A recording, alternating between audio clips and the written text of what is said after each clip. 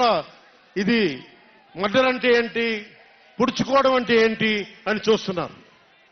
ఈ 5 ఏళ్ల వైసీపీ పాలనలో క్లీన్ రోడ్స్ ఉన్నాయని, ఉద్యోగాలు అద్భుతంగా ఉన్నాయని, స్కూల్స్ విద్యార్థుల్లో పట్టభద్రులు అయిపోయి అందరికి ఉద్యోగాలు వచ్చేస్తున్నాయని ఒకటి పగటికల్లో ఉన్నారు. రోడ్ల మీద వెళ్లాలంటే రోజులు అయిపోతా ఉన్నాయి.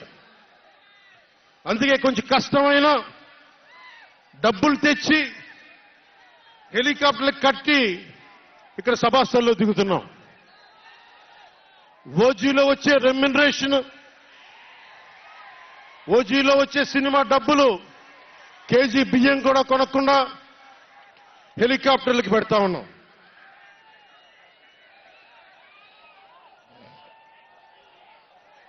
Behind every great fortune there is a crime అని ఫ్రెంచ్ రచయిత బాల్జాక్ అంటారు.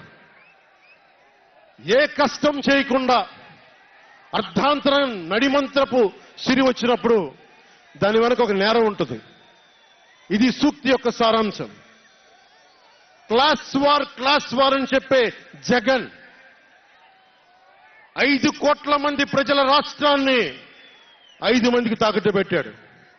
వైఎస్ జగన్ రెడ్డి, పెద్దిరెడ్డి రామచంద్రారెడ్డి, సజ్జల రామకృష్ణారెడ్డి, మిథున్ రెడ్డి, వైవి సుబ్బారెడ్డి, మిగతా అందరూ కలుపుకొని వీరు 5 మంది కోసం 5 కోట్ల మంది ప్రజలు ఈరోజు మనం తిప్పలు పడతా ఉన్నాం, కష్టాలు పడతా ఉన్నాం.